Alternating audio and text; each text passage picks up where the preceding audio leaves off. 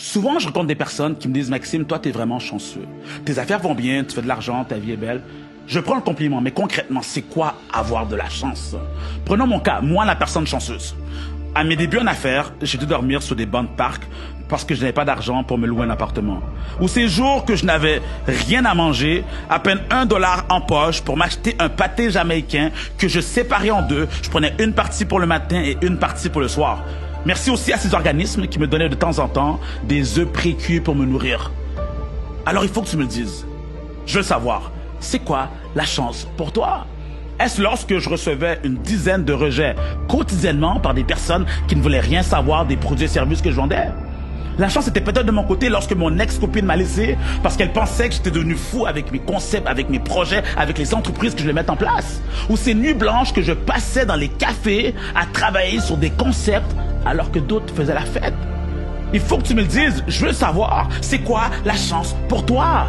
Cela fait 20 ans que je suis discipliné. À chaque jour, je travaille sur ma croissance personnelle. Je fais mes lectures, je m'entraîne, je bosse jour et nuit sur mes entreprises, malgré que parfois, je n'en ai vraiment pas envie.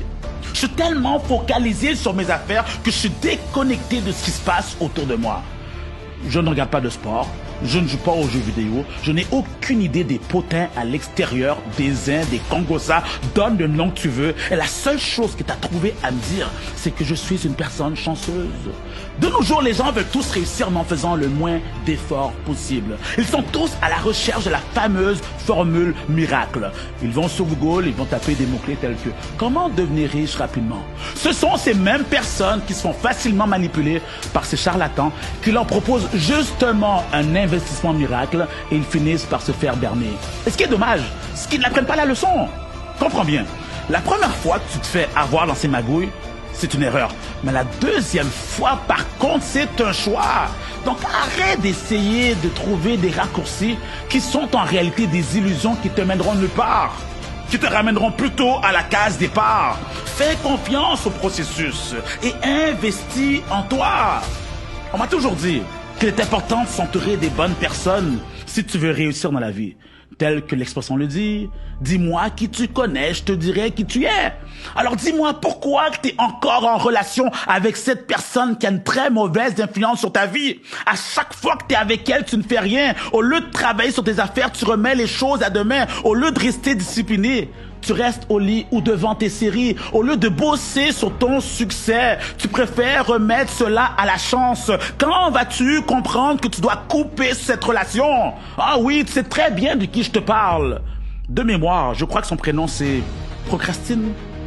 Il est probable que cet ami te réconforte, car tes échecs passés te hantent encore. Mais ce n'est pas en faisant la victime que tu pourras t'en sortir. Et là, tu me diras, Maxime, tu ne me comprends pas, tu ne sais pas par quoi je suis passé. T'inquiète, je sais exactement par quoi tu es passé, car cela fait des années que tu ne cesses de répéter les mêmes histoires. C'est vrai que ça fait mal lorsque tu vois ton partenaire d'affaires te voler et te laisser avec une entreprise au bord de la faillite. C'est vrai que ça fait mal lorsque tu n'es même pas capable de faire plaisir à tes enfants ou à tes proches parce que tu es tellement cassé. C'est vrai que ça fait mal lorsque tu vois ta femme ou ton mari te tromper pendant que tu étais à l'extérieur en train de bâtir ton entreprise qui devait en théorie permettre à ta famille d'être libre financièrement. Alors que tout ça s'est passé, je te pose la question, que vas-tu faire? Il est temps pour toi de sortir de ton mode victime et de devenir ce guerrier, cette guerrière qui se relève malgré les attaques. Oh oui, tu m'as bien entendu. Il est temps pour toi de te lever et de montrer à toutes ces personnes ce que tu as à l'intérieur de toi. Montre-leur qu'ils n'auraient pas dû réveiller ce monstre qui dormait en toi. Le temps est venu de tout ravager. Mets les bouchées doubles. Crée-toi un nouvel horaire. Coupe sur tes heures de sommeil et ne te relâche pas tant et aussi longtemps que tu n'as pas atteint tes objectifs. Tu m'as bien entendu. Ne te relâche pas tant et aussi longtemps que tu n'as pas créé ce commerce, que tu n'as pas généré le montant d'argent qu'il te faut pour être libre financièrement. Et surtout, ne te relâche pas tant et aussi longtemps que tu n'as pas pris ta revanche. La revanche, c'est rien de négatif, bien au contraire. Cela peut être un puissant carburant lorsque tu sais comment bien l'orienter. Alors donne tout. Et lorsqu'on te reverra, tu sauras que tu as pris le dessus, que tu as réussi, lorsque tous ces heureuses te diront que tu as seulement eu de la chance.